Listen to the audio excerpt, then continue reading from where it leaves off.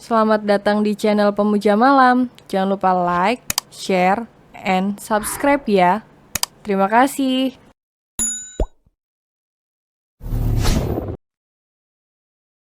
Chapter 15 mimpi ini begitu nikmat dan seperti nyata.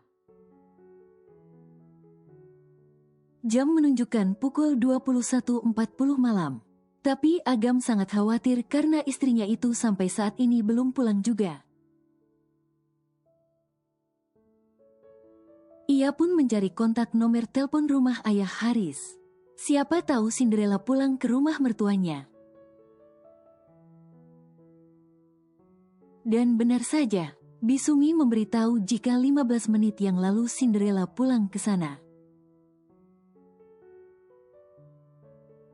Agam pun mematikan sambungan teleponnya, lalu bergegas mengunci pintu untuk menyusul Cinderella ke rumah ayah Haris.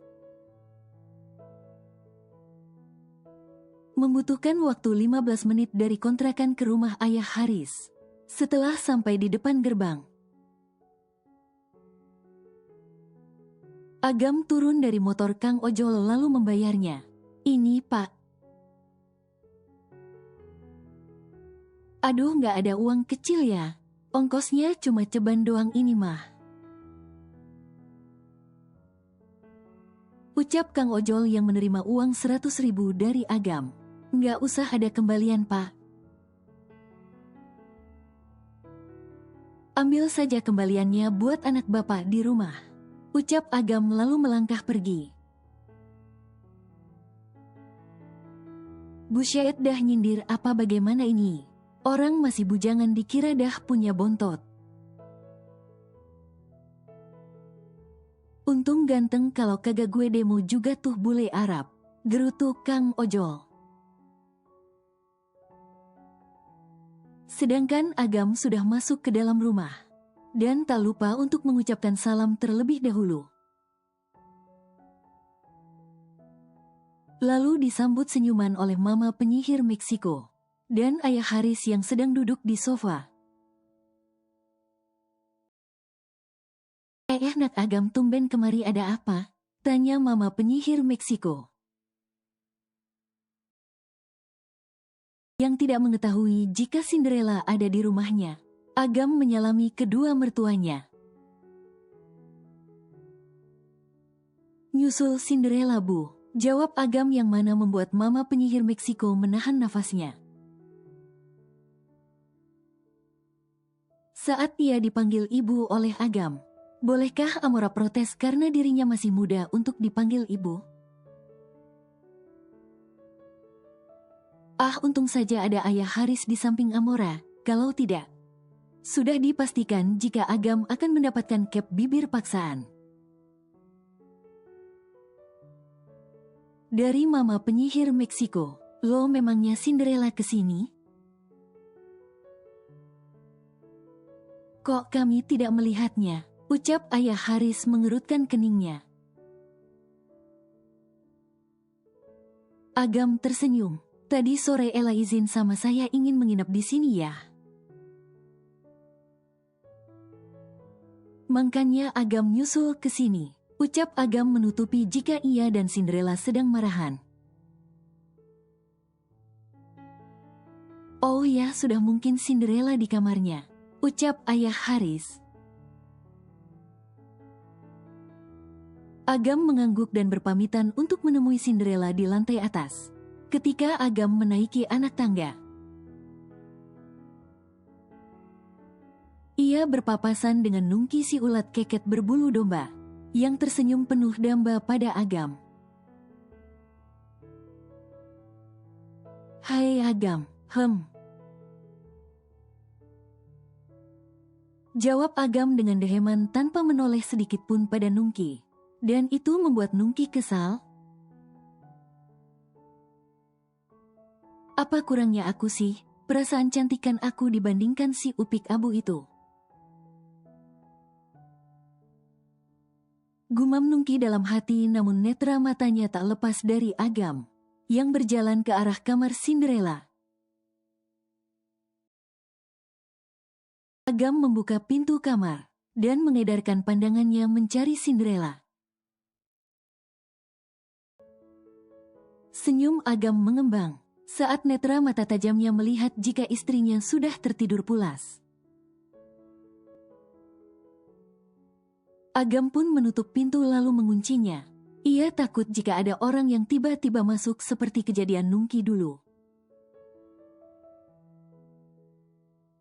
Agam melangkah lalu duduk di sisi ranjang, memandang istrinya yang sedang mendengkur halus.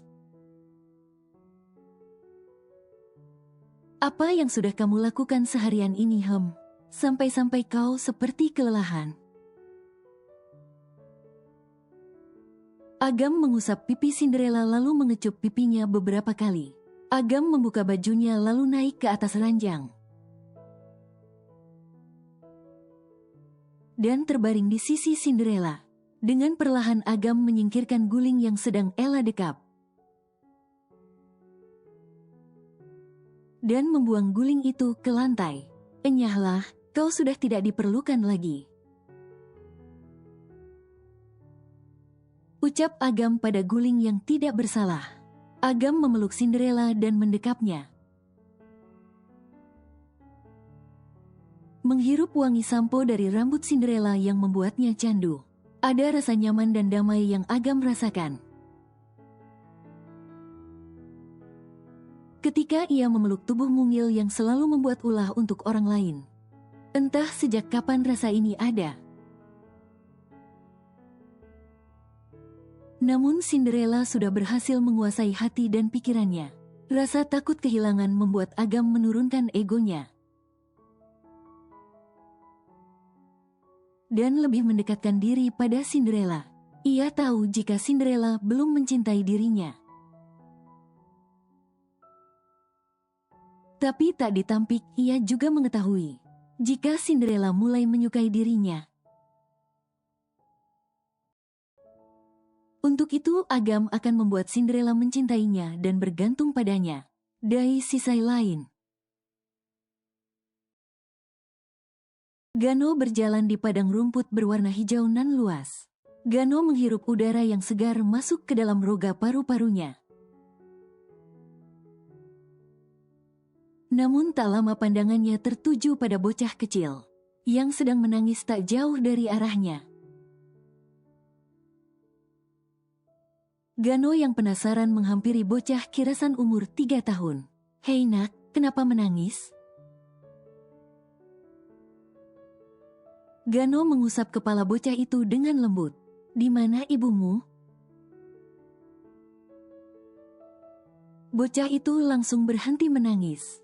Lalu mendongakkan wajahnya melihat Gano. "Ayah, kenapa kamu membuangku? Kenapa ayah meninggalkan aku dan bunda ayah?" Tanya seorang bocah pada Gano. Yang mana Gano langsung terkesiap saat ditanya seperti itu. Apa maksudmu nak? Siapa ayahmu?" "Ayah jahat. Kenapa ayah tidak mau mengakui kami ayah?" Bocah itu berlari menjauhi Gano, dan Gano yang masih penasaran mengejarnya. Hingga bocah itu bersembunyi di balik tubuh seorang wanita, yang sedang menatapnya penuh kebencian. "Jangan temui kami, jangan datang lagi di kehidupan kami. Aku dan anakku membencimu sampai melekat di urat nadiku," teriaknya penuh kebencian. "Siska, Siska, dengarkan aku sis." Gano menghampiri Siska. Namun saat Gano mendekat, bayangan Siska memudar. Bersama hembusan angin dingin menusuk ke dalam tulang. "Siska, Siska, Siska, Siska." Teriak Gano terbangun dari tidurnya.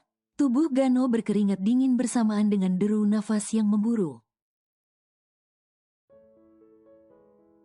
Karena mimpi yang dialaminya sungguh memukul jiwa dan raganya, Gano mengusap keringat yang ada di jawahnya. lalu turun dari ranjang menuju balkon, dan membawa satu botol vodka di tangan kirinya.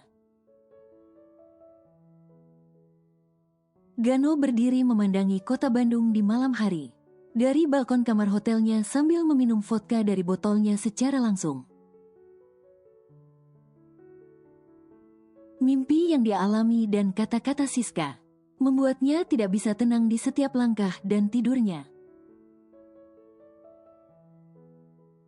Aku membencimu dasar breng. Aku membencimu. Jangan pernah menemuiku atau menghubungiku. Dasar bajing. Titik.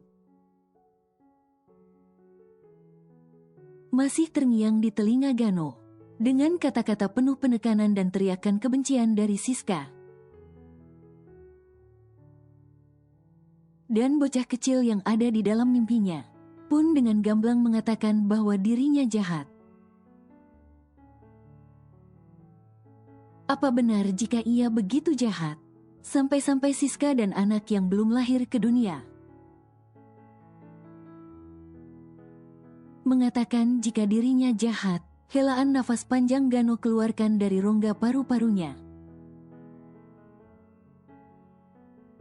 Apa yang harus aku lakukan agar Siska mau memaafkan aku? Jika benar yang Siska kandung adalah anakku, maka aku tidak mau berpisah dengan darah dagingku. Apalagi jika anakku membenci ayahnya sendiri. Gumam Gano memejamkan matanya dan mencari ide agar dia bisa dekat kembali dengan Siska. Dari detik ke detik, menit pun telah berlalu, jam pun telah berputar. Hawa dingin menyeruak ke dalam kulit hingga tembus ke dalam tulang. Hingga menggigil di jam 1:03 malam. Gano yang merasakan kebimbangan dalam hatinya keluar dari kamar hotel. Lalu mengendarai mobilnya menuju ke tempat di mana Siska tinggal. Hatinya resah dan ingin memastikan jika Siska baik-baik saja. Sambil menyetir, mata Gano sesekali melihat layar ponselnya untuk memastikan jika arah yang dia tuju tidaklah salah. Karena dari toko kue Siska ke tempat tinggalnya lumayan jauh. 5 menit berlalu. Akhirnya Gano sampai di depan rumah sederhana milik Siska. Namun mobil Gano agak sedikit mundur. Karena tidak ingin jika Siska mengetahui jika dirinya ada di sini. Setelah Siska mengatakan jika dia membenci dirinya. Gano sangat berhati-hati dalam mengambil sikap. Untuk itu Gano belum siap bertemu secara langsung dengan Siska. Dan ia akan menjaga Siska dari jauh untuk saat ini. Sampai dia siap bertatap muka secara langsung. Gano mematikan mesin mobilnya, lalu membuka sedikit jendela mobil. Agar ada udara yang masuk untuk dihirup paru-parunya. Mata Gano terus memandang ke arah rumah bercat coklat. Dan berharap jika Siska keluar sekali saja. Namun itu tidaklah mungkin. Karena Siska sudah terlelap di jam malam seperti ini. Hingga tanpa terasa Gano pun tanpa sadar terlelap di dalam mobil.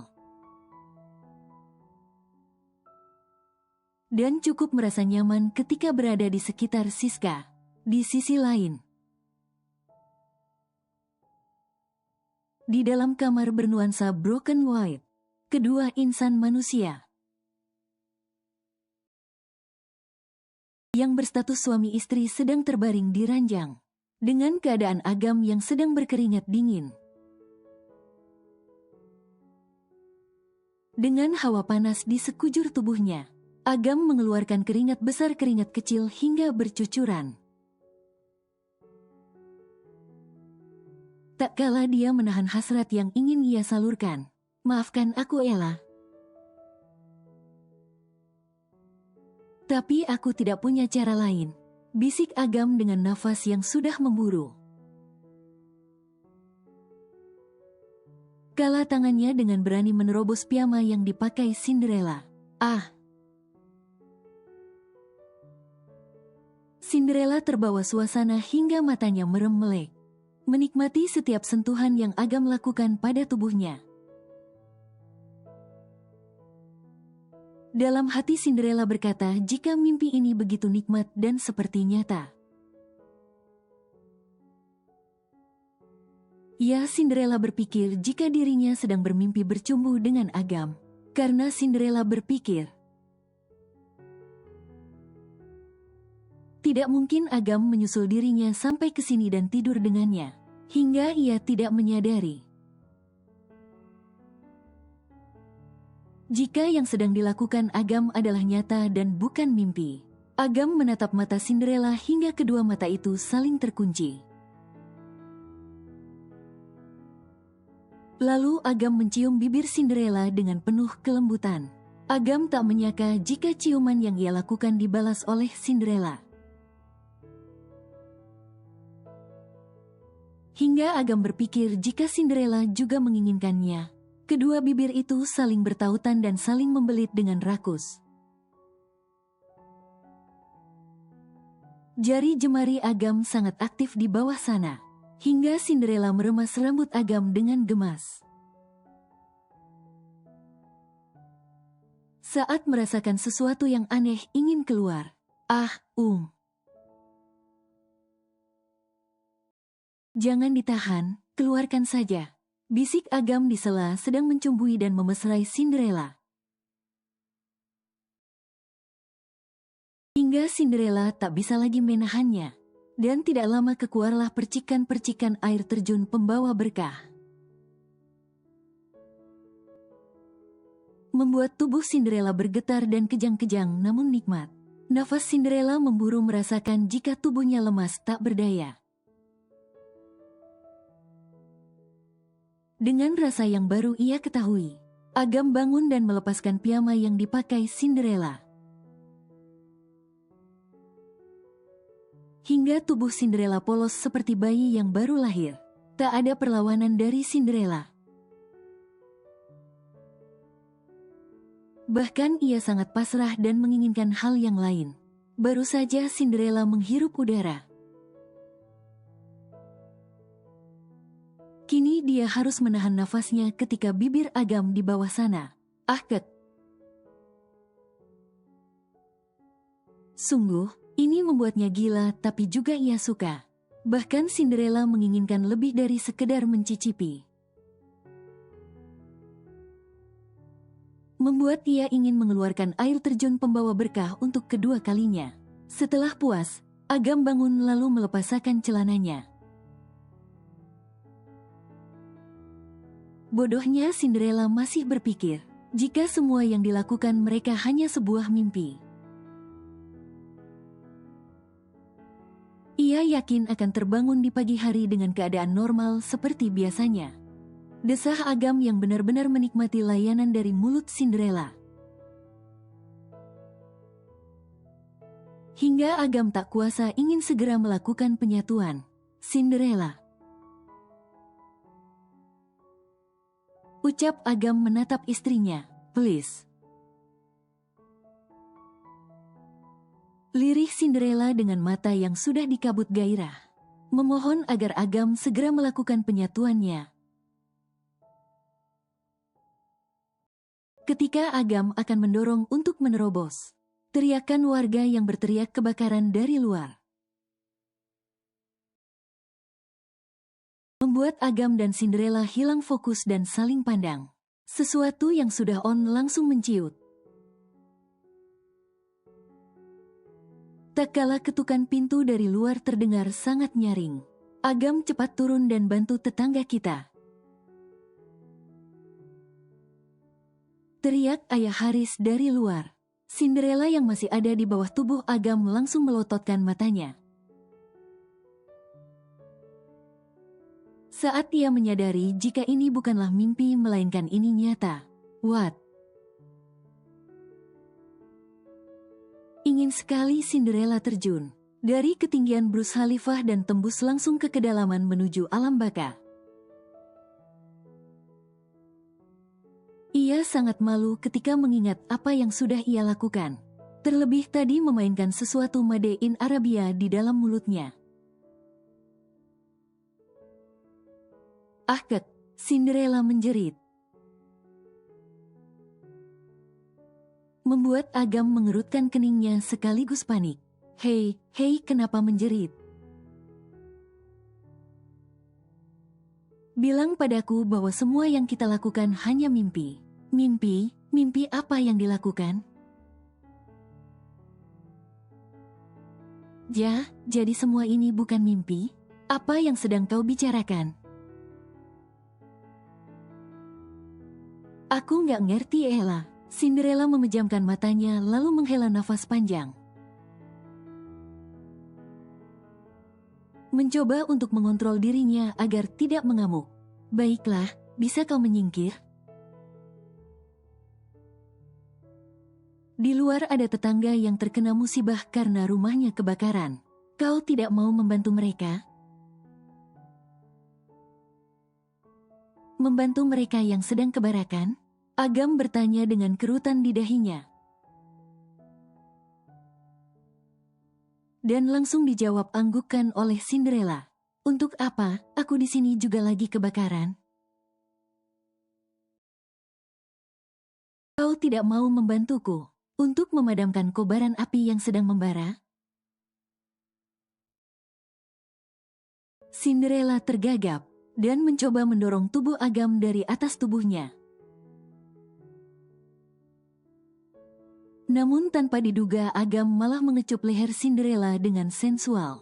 Hingga Cinderella terkejut dengan sensasi yang sempat dia rasakan tadi. Ciuman Agam semakin liar dan terus menelusuri lekuk tubuh Cinderella untuk memancing birahi istrinya. Ia tidak mau malam ini gagal, karena hanya malam ini Agam mempunyai kesempatan. Namun sang alam belum berpihak pada Agam untuk melakukan adegan perpepewan. Saat ketukan pintu lagi dan lagi mengganggu dirinya, yang akan menggapai nirwana kenikmatan.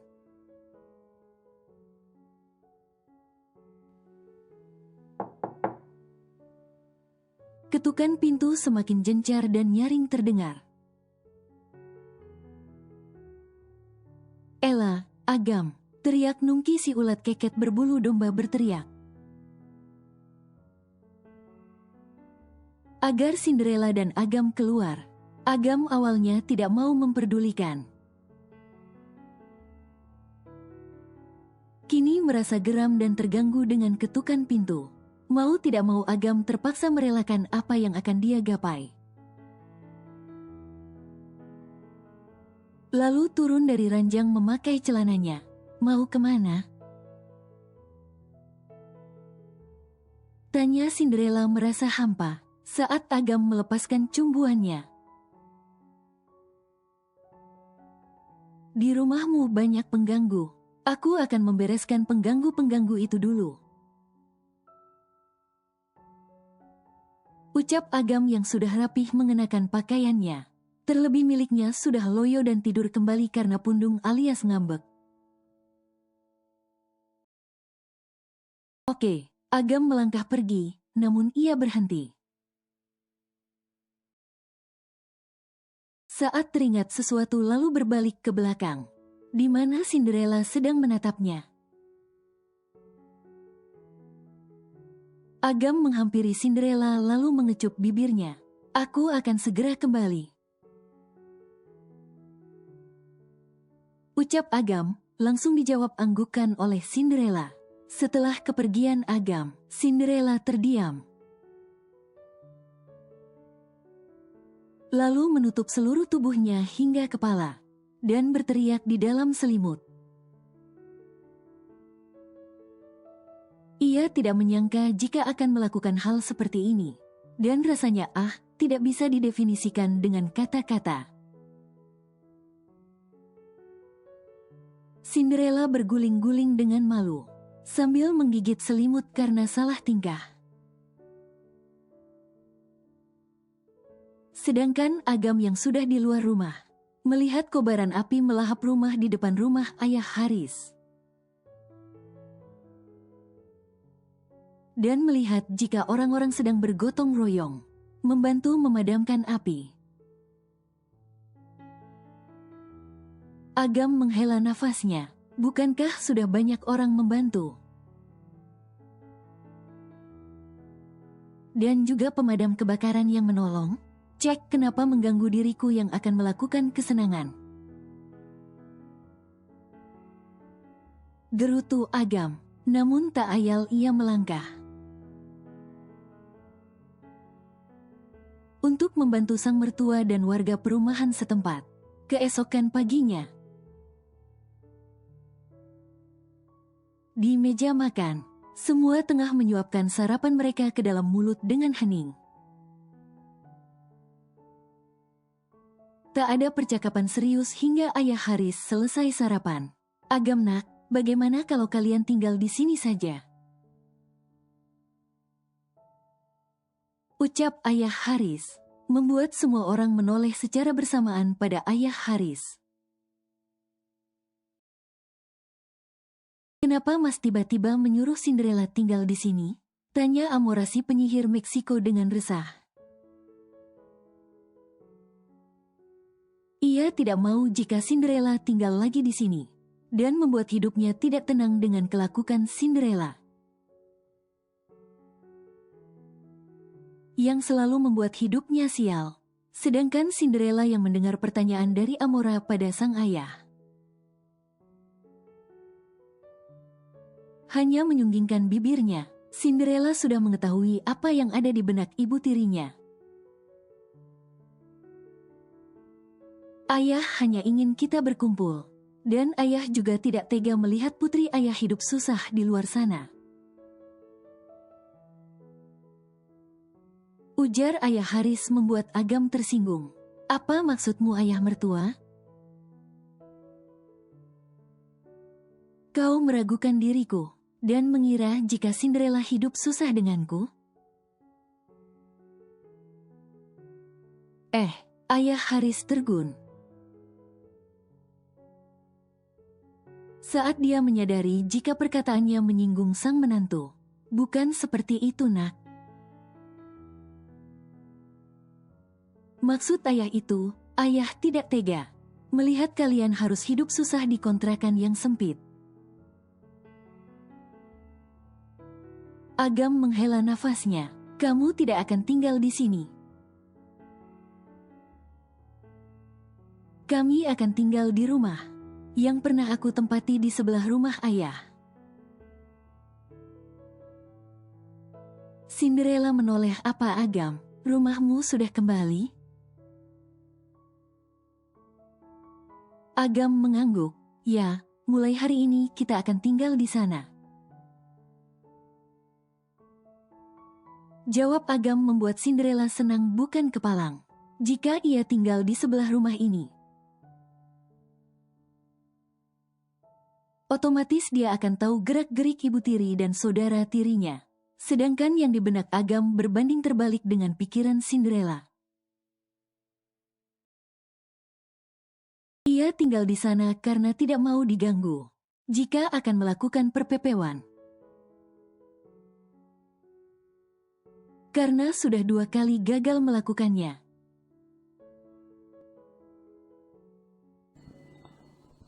Bersambung.